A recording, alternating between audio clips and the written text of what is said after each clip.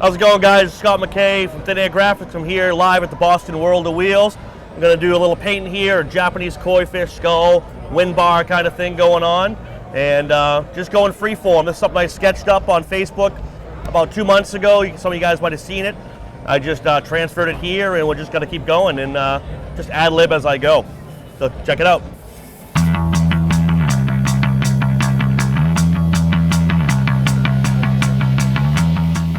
What I usually do at this point, I go in, I'm just starting to build some highlighting, build some form around it, and then I'll start cutting in all the dark lines, and I'll just build as I go.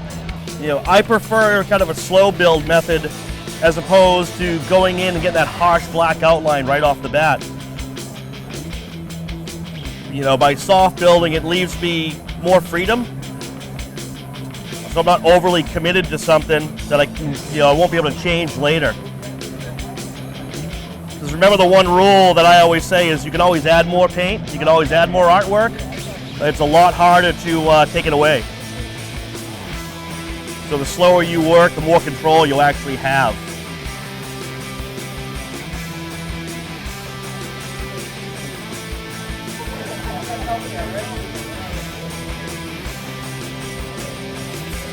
You know, what I'm using here, I'm just using an Iwata HPC.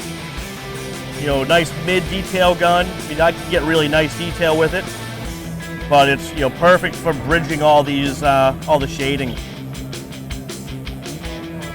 And I usually run multiple guns on a quick connect.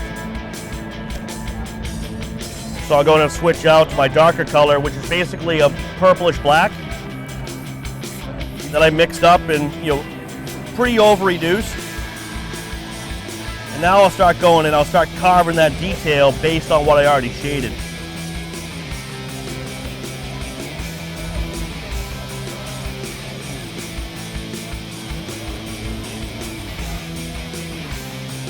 And that's basically what I've done around here so far. You know, this is actually the tail of the koi fish coming around. So I already got the skull rendered in here, so now I'm just gonna cast a drop shadow like the, you know, the tail of the fish is coming from behind the skull. If I left it like this, it just looks flat. If I go in here with a drop shadow, you know, understanding light source is a big key. Now it starts pushing that tail behind the skull.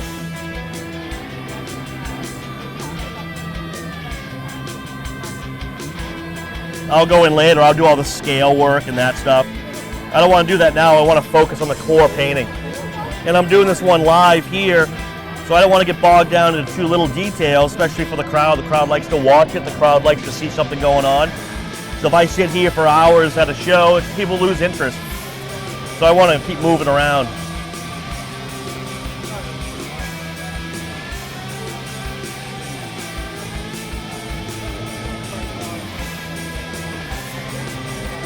The other thing I can do here is I can come in with some loose shields if I want things a little crisper. So I can cast this drop shadow with a hard edge and just start popping it out. If I want it a little softer, I can actually hold it out like this and get a really soft pillow stroke around it instead of that hard stencil edge. I'll do a lot of this stuff too. These are some texture templates. So the skull here, if you look, you can see all this kind of little grit and texture going on. So I kind of lay that in ahead of time here. Just kind of move it in. You know, the one thing I always had a problem with my work, starting as a t-shirt artist, everything was kind of soft and bubbly. And need to add that grit into it. And my wife always said that I needed to kind of get that gritty look because everything looked kind of bubbly. So by going in with the templates and stuff, it was able, you know, it started to get that look I really wanted.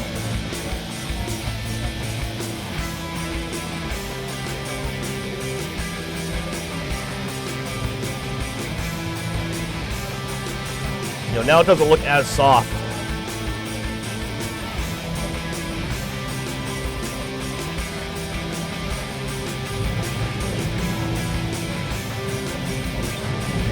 The big key is not overworking it, just slowly building it, checking it as you go.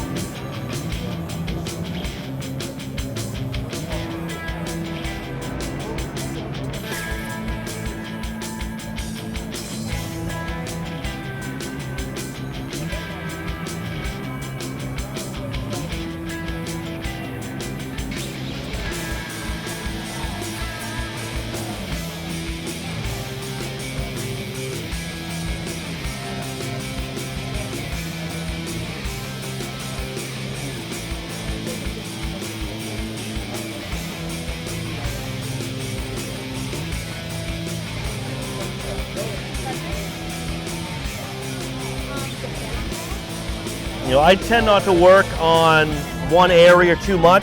I like to move around the painting and just start building it. The big mistake that happens with me sometimes, if I work too much in one area and I'll kind of get tired of a piece, I'll start loosening things up somewhere else. So I try to move around back and forth, and it helps me kind of create the piece. So I'll go back up into here now into the fin that I've already worked on. I'll just start adding a little more to it, and kind of balancing the two out.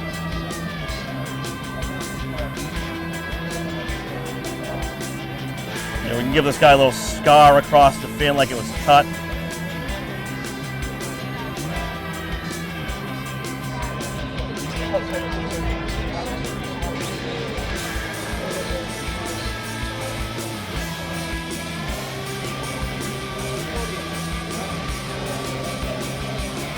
A little highlight, a little shadow. Just start popping things out.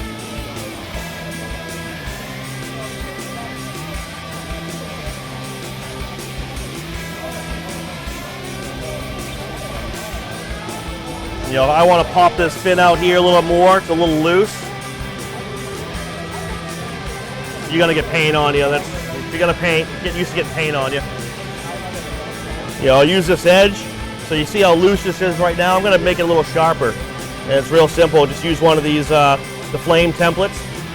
I'm just gonna kiss this edge, and you'll see how it just gets crisp.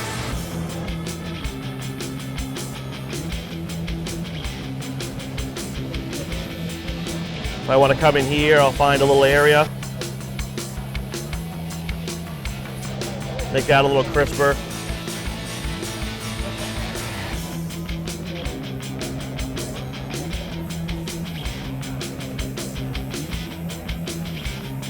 I'm going to put a big highlight on the front of this skull, and that's going to push it forward.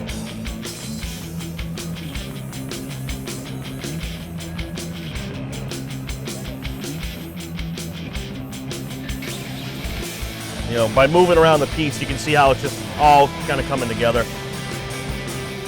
Get in here and get that nose bridge punched out a little bit.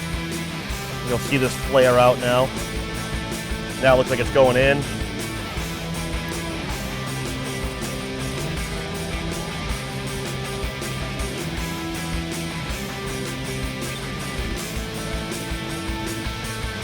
You know, it just kind of pushes the septum of the nose going right in by adding a little highlight and then darkening the shadow up.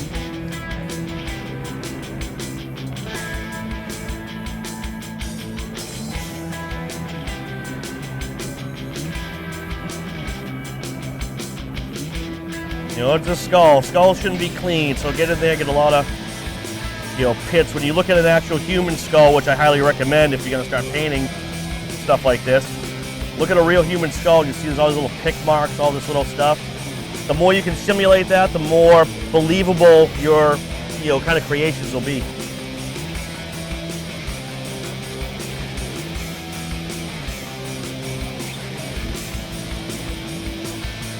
I got the paint really flowing nice, and my detail gun here, I'm using the custom CH, and the mixture I did was a mix of the new Wicked Illustration Black, a little bit of the Wicked Illustration Violet, and the blue, and just made this kind of cool black, warm color, because I'm going on a gray base. I tend not to use black straight or white straight, because I find it's too flat.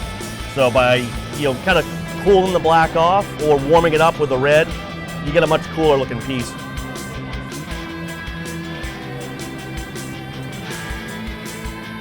Let's dial in this fin. There's a big fin that's coming around here. We'll start laying that in. We'll lay the white in. So I'll switch in, bring up a template. We'll start kind of getting some fins going. I've already kind of shadowed in the skull. I want this to look transparent. So I've already put in a little shadow for the rest of the skull that's cutting through. I'll work him in later so that fin looks transparent. So I'm planning that ahead of time as I go.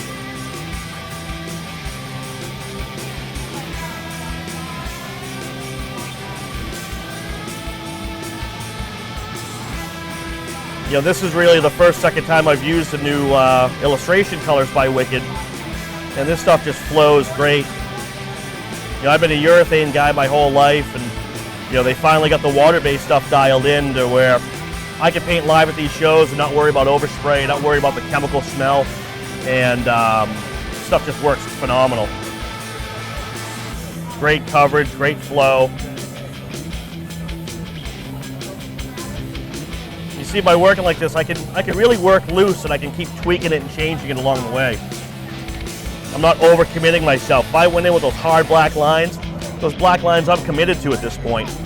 So, you know, this gives me so much more freedom to just build slowly. And I want to make this look really soft and transparent. You know, by utilizing the background color, I'm able to do that.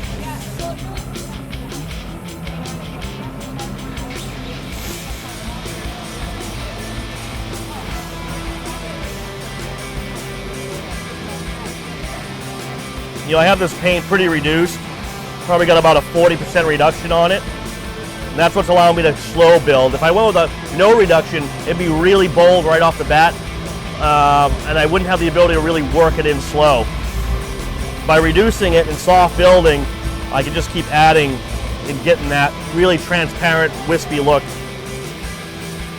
Which is key when you're doing a lot of other stuff like real fire, portraits especially, because you really want soft builds. You don't want harsh color.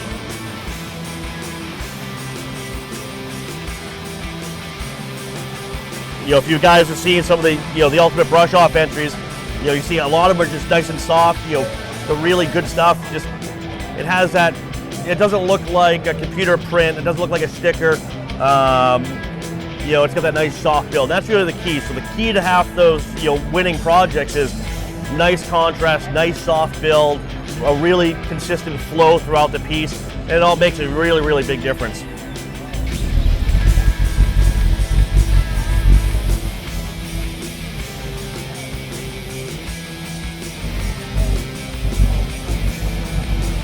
You know, and this is something I just sat around sketching one day.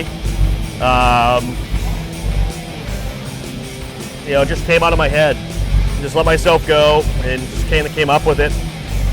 I do quite a few koi fish designs. I'm kind of a little bit known for them at this point, but it's just something I enjoy painting. That's another big key. If you enjoy the subject matter or something you're really into, you'll have an easier time putting together a finished piece. Sometimes it's hard. You know, I paint for a lot of, you know, clients, so sometimes I might not dig the idea too much, and it's a little harder to paint. So, you know, when you're starting out, you really want to learn how to paint imagery you enjoy looking at. If you enjoy looking at it, you'll enjoy painting it. If you're trying to force yourself to do something you're not really into, it's just going to be that much harder. So paint what you love, paint what you like. You know, I used to get in trouble for doing this stuff as a kid. I used to get in trouble in church for painting skulls, and it was kind of funny. I drew this thing out on a Sunday, and that brought back that memory that, you know, when I was a kid, I'd be in church getting in trouble with skulls. Now I get paid to draw skulls on a Sunday.